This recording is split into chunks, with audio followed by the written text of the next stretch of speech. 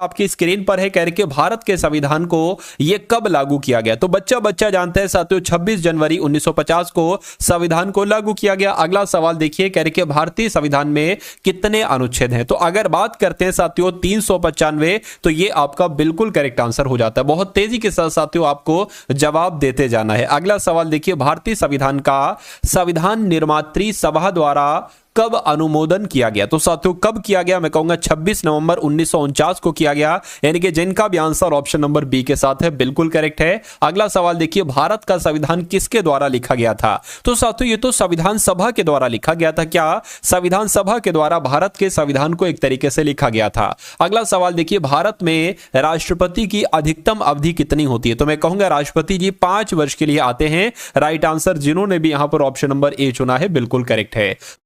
भारत में राष्ट्रपति के चुनाव की प्रक्रिया किस पर आधारित है। तो यहां पर अगर आपके एग्जाम साथियों सवाल पूछा जाए तो आनुपातिक प्रतिनिधित्व प्रणाली के आधार पर साथियों राष्ट्रपति का चुनाव किया जाता है। आंसर आपका जाएगा ऑप्शन नंबर सी के साथ। भाई बहुत बढ़िया, वेरी गुड क्लास। साथियों यहां पर अगर बात करें, देखिए एसएससी जीडी की जब हम बात करते हैं, अगर आप एसएससी जीडी एग्जाम जो 2025 वाला है इसको 100% क्रैक, तो भारत के राष्ट्रपति के चुनाव में कौन वोट दे सकते हैं, यह आपसे पूछा जा रहा है। तो केवल सांसद, केवल राज्य विधायिका, या सांसद और राज्य विधानसभा के सदस्य, या केवल उच्च न्यायालय। तो मैं कहूंगा इसका सबसे सटीक जवाब जो होगा वो ऑप्शन नंबर सी के साथ जाएगा। अगला सवाल आपकी स्क्रीन पर, भारत में लोकसभा चुनाव कितने वर्ष में होते हैं। तो या तो आपको मालूम होना चाहिए साथियों 5 वर्ष में होते हैं। उसके बाद देखिए अगले नंबर का सवाल है साथियों, आपसे यहां पर पूछा जा रहा है कि राज्यसभा का कार्यकाल कितने वर्ष का होता है। तो कितने वर्ष का होता है पूछा जाए, 6 वर्ष का होता है। राइट आंसर आपका सी हो जाएगा।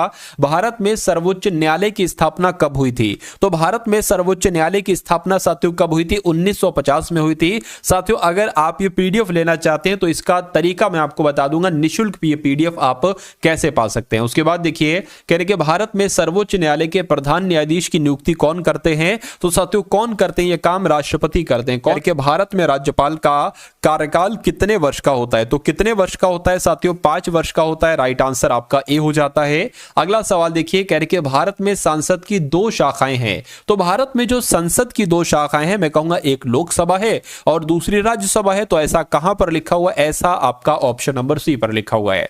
साथियों आप मुझसे पहले आंसर देने की कोशिश करिए, यानी कि अगर आपका आंसर मेरे आंसर से पहले आता है तो यह माना जाएगा कि तैयारी आपकी तगड़ी है और आप एक लंबी रेस के घोड़े हो, यानी कि सिलेक्शन के आप बहुत नजदीक हो।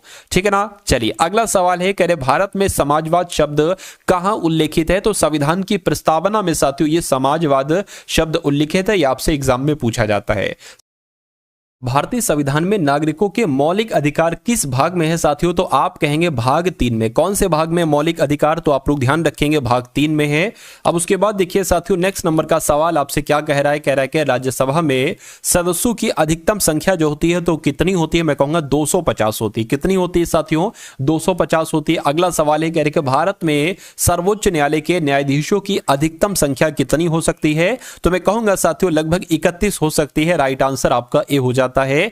अगला देखिए कह रहे कि भारत में राष्ट्रपति का चुनाव किस प्रणाली के तहत होता है। तो जो राष्ट्रपति का चुनाव होता है मैं कहूंगा ये अप्रत्यक्ष चुनाव प्रणाली के द्वारा होता है। ये सवाल बहुत टॉप लेवल का है और आपके एग्जाम में इस बार पूछा। दोस्तों एक क्वेश्चन आप सभी लोगों के लिए है, इसका कौन सा आंसर सही होगा कमेंट बॉक्स में जरूर बताएं।